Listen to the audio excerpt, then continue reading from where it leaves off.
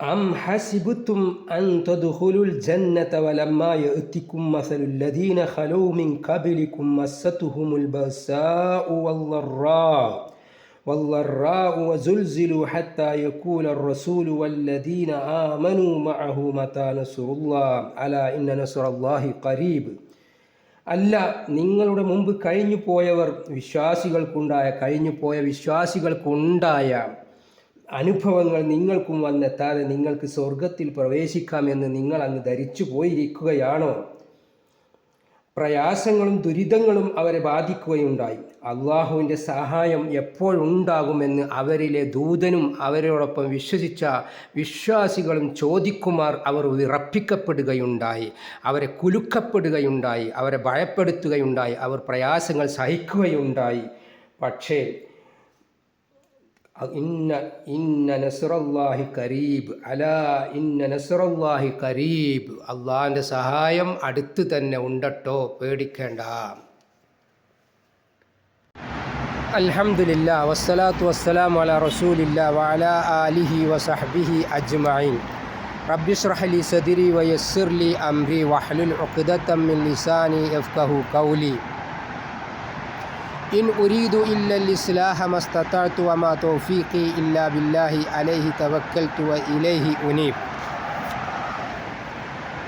സ്വർഗത്തിലേക്കുള്ള ഹൈവേയാണ് നിങ്ങൾ കണ്ടുകൊണ്ടിരിക്കുന്നത് സഹോദരന്മാരെ. കണ്ണഞ്ചിപ്പിക്കുന്ന, കണ്ണിന് കുളിർമയേകുന്ന, സമാധാനമേകുന്ന, സന്തോഷമേകുന്ന ആ പച്ചപ്പ് നിറഞ്ഞ പഴവർഗ്ഗങ്ങളാൽ അത്തർ പൂശിയിട്ടുള്ള, പാലിനാലും തേനിനാലും വീഞ്ഞിനാലും ഒഴുകിക്കൊണ്ടിരിക്കുന്ന നദികളും അതുപോലെ തന്നെ വിതറപ്പെട്ട ചുറുചുറുക്കുള്ള മക്കളാലും സുന്ദരമായ ആ സ്വർഗത്തിൽ പ്രവേശിക്കാൻ നമ്മളിൽ ആർക്കാണ് താല്പര്യമില്ലാത്തത്? അതിലേക്കുള്ള ഹൈവേ യാതൊരു തടസ്സങ്ങളുമില്ലാതെ നീണ്ടു കിടക്കുകയാണ്. പക്ഷേ അതിലേക്കുള്ള വഴി, അതിലേക്കുള്ള മാർഗം അത് പ്രയാസങ്ങളുടെയും ബുദ്ധിമുട്ടുകളുടെയുമൊക്കെ ആണെങ്കിലും അത് എളുപ്പമാണെന്നാണ് നബി സല്ലല്ലാഹു അലൈഹി വസല്ലമയും അദ്ദേഹത്തിൻ്റെ സഹാബി വര്യന്മാരും നമ്മെ പഠിപ്പിക്കുന്നത്. ആ സ്വർഗത്തിലേക്ക് എത്താൻ നമുക്ക് ബിലാൽ റളിയല്ലാഹു അൻഹുവിൻ്റെയും ആലി യാസിറിൻ്റെയും അമ്മാറിൻ്റെയും ഉമ്മു അമ്മാറിൻ്റെയും സെമിയ റളിയല്ലാഹു അൻഹ എന്നിവരുടെയൊക്കെ ഈമാൻ നമുക്ക് ആവശ്യമുണ്ട്. അങ്ങനെയുള്ള ഒരു ഈമാൻ ഉണ്ടാവുമ്പോഴാണ് നമുക്ക് രക്ഷ നേടാൻ സാധിക്കുന്നത്. അതുകൊണ്ടാണ് ഖുർആൻ ചോദിക്കുന്നത്, നിങ്ങൾക്ക് മുമ്പ് കഴിഞ്ഞു പോയിട്ടുള്ള സമുദായത്തിന്, നിങ്ങളിൽ നിന്ന് ഉള്ള വിശ്വാസികളായ സമൂഹത്തിന് നേരിട്ട പ്രയാസങ്ങളും ബുദ്ധിമുട്ടുകളും വിറപ്പിക്കലും പേടിപ്പിക്കലുമൊക്കെ നിങ്ങൾക്കും വന്നുപെടാതെ നിങ്ങളങ്ങ് സ്വർഗത്തിൽ കടന്നു പോകുമോ എന്ന് നിങ്ങൾ പ്രതീക്ഷിക്കുന്നുണ്ടോ? അവരിലെ പ്രവാചകനും വിശ്വാസികളും ചോദിക്കുകയുണ്ടായി, എപ്പോഴാണ് പടച്ച തമ്പുരാനെ നിൻ്റെ സഹായമുണ്ടാവുക എന്ന്. അപ്പോൾ അല്ലാഹു തആല പറയുന്നുണ്ട്, മതാ നസ്റുല്ലാഹി അലാ ഇന്ന നസ്റല്ലാഹി ഖരീബ്, തീർച്ചയായിട്ടും അള്ളാഹുവിൻ്റെ സഹായം അടുത്തു തന്നെയുണ്ട് എന്ന്.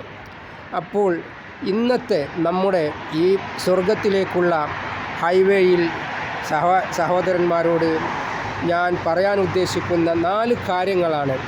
നബി സല്ലല്ലാഹു അലൈഹി വസല്ലമ പതിവായി ചെയ്യുന്ന ഒരു കാര്യമുണ്ട്. അഥവാ എല്ലാ നമസ്കാരങ്ങൾക്ക് ശേഷവും നബി സല്ലല്ലാഹു അലൈഹി വസല്ലമ തങ്ങളുടെ സഹാബിമാര്യന്മാരിലേക്ക് തിരിഞ്ഞിരുന്നു കൊണ്ട് നബി സല്ലല്ലാഹു അലൈഹി വസല്ലമ അവരോട് ചില ചോദ്യങ്ങളൊക്കെ ചോദിക്കും. അതുപോലെ തന്നെ നബി സൂര്യൻ ഉദിക്കുന്നത് വരെ, നബിയും സഹാബത്തും സൂര്യൻ ഉദിക്കുന്നത് വരെ, ഫജ്റിൻ്റെ നമസ്കാരത്തിന് ശേഷം സൂര്യൻ ഉദിക്കുന്നത് വരെ പള്ളിയിലിരുന്നു കൊണ്ട് കുശലം പറയുകയും സ്നേഹബന്ധങ്ങൾ നടത്തുകയുമൊക്കെ ചെയ്യാറുണ്ട്. അതിൽ ചിലപ്പോൾ നബി സല്ലല്ലാഹു അലൈഹി വസല്ലമ അവർക്ക് ഉപദേശങ്ങളും ക്ലാസ്സുകളും എടുത്തു കൊടുക്കാറുണ്ട്. അങ്ങനെ ഒരു ദിവസം നമ്മളെ പള്ളിയിൽ നാം കാണുന്നത് പോലെ ഏതെങ്കിലും മുക്കിലോ മൂലയിലോ ഒക്കെ കുറച്ച് ആളുകൾ മാത്രം പള്ളിയിൽ ഹാജരാകുന്ന ഒരവസ്ഥയല്ല നബി സല്ലല്ലാഹു അലൈഹി വസല്ലമയുടെ പള്ളിയിൽ ഉണ്ടായിരുന്നത്. ആ പള്ളിയിൽ എല്ലാവരും ഹാജരായിരുന്നു. കഴിയുന്ന അത്രയും ആളുകൾ, പള്ളികൾ നിറഞ്ഞു നിൽക്കുന്ന ഒരു സന്ദർഭമായിരുന്നു ആ കാലഘട്ടം.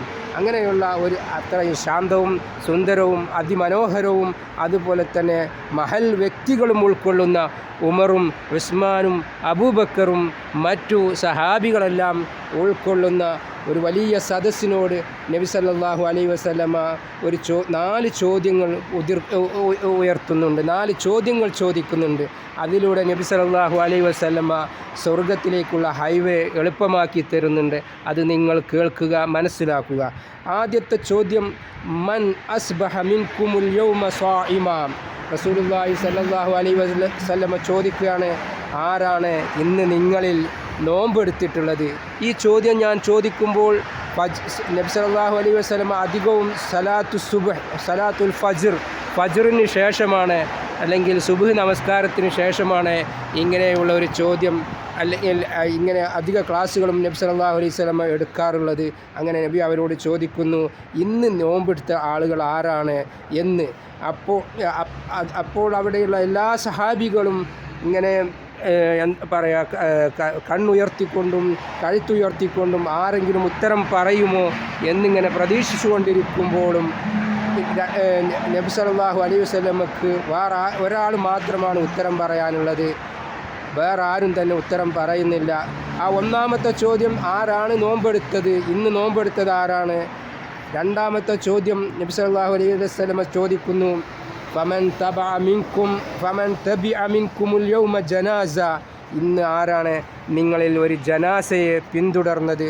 ജനാസയെ പിന്തുടരുക എന്ന് പറയുമ്പോൾ നാം മനസ്സിലാക്കിയിരിക്കണം, നമുക്കെല്ലാവർക്കും വളരെ ബിസിയുള്ള കാലഘട്ടമാണ്, നമുക്കൊന്നിനും സമയമില്ല. നബി സല്ലല്ലാഹു അലൈഹി വസല്ലമയുടെ കാലഘട്ടത്തിലും സഹാബി വര്യന്മാരുടെ കാലഘട്ടത്തിലും അതുപോലെ നമ്മുടെ മറ്റു